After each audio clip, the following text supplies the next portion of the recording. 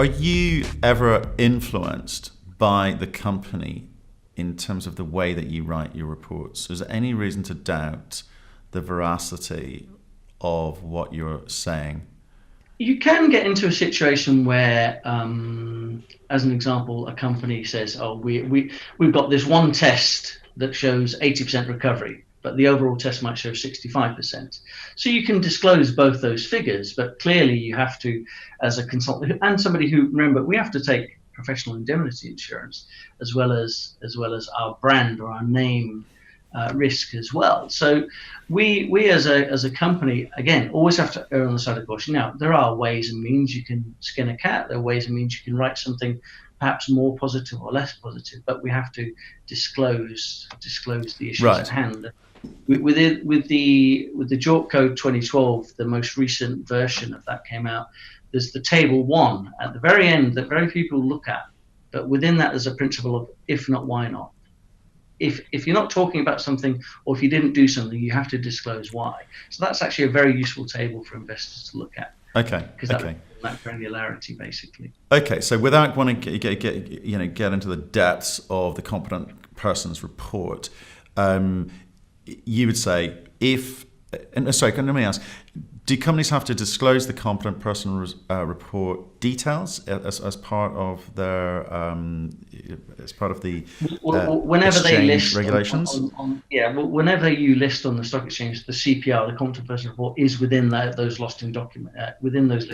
In full detail. So, in full detail, typically with appendices, etc. Now, just one other point, and it's a very valid point, and I'd like to make a couple of points about the competent person's report, or even a feasibility study. There's always a competent person in their field. I'm a competent person as a geologist. I'm not as a metallurgist or mining engineer. So you will typically have 6 or 7 or 10 competent persons having compiled a competent person or a feasibility study. But you will typically have, and in our case it's Dr. Phil Mule, who is the MD of Wardell. He would typically review all of those reports and be the overall lead person. But we personally have to take that responsibility.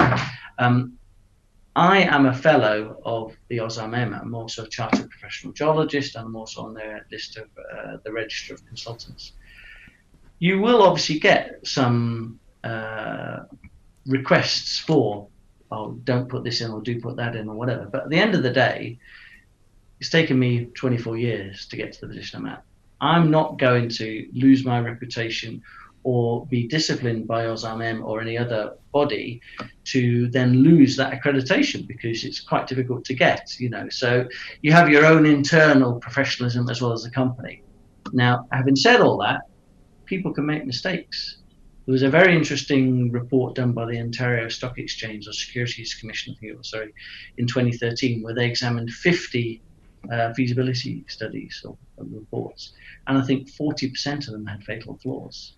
Fatal? What they would consider fatal flaws. What's a fatal flaw? Serious issues. So things that hadn't been done. Now, they didn't disclose who they were or what they were, but the point is that even if it's got the words NI 43-101 report written on it or feasibility study, you still have to read it yourself and take a judgment, number one.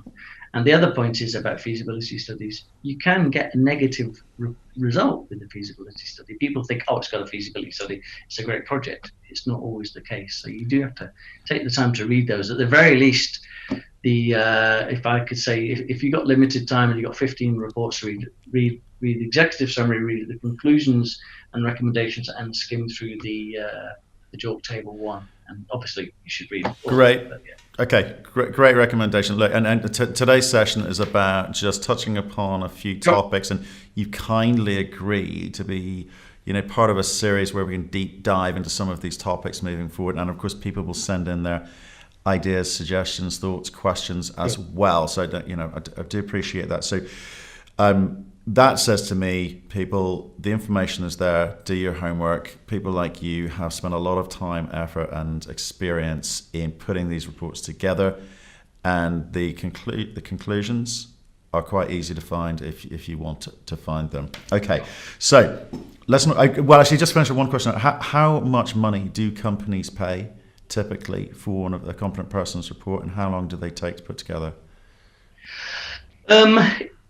A competent person's report, if it's a single asset, like a single gold mine or project could cost anywhere from £50,000 to £150,000. It really depends on how much information there is, how much information you have to do. If somebody says, here's a database and here's some reports, they've bought it off a project, we have to do everything, then it's going to cost a fair amount of time, and it could take 4, 6 months, maybe even 8 months.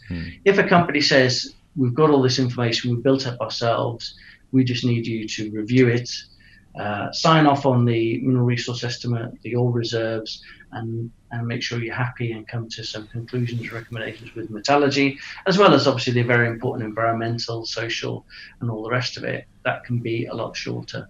But Right. to do a competent person's report, especially if it's listing on the stock exchange where it could go back and forwards with the authorities, it's a good 2, 3, 4, 5 months. It's an interesting point, actually, because when we paid for them in the past, we've had all sorts of quotes thrown at us, and I kind of like the reassuringly expensive ones, because it suggests that more work has gone into it. We've been offered reports as low as $25,000, which makes me nervous, because that literally seems like a tick box exercise and a signature. But look, let's do more of that another day. Some of the other topics that we are going to discuss going forward will be, lithium market. I think you mentioned earlier, perhaps some of the things which are going on in the DRC.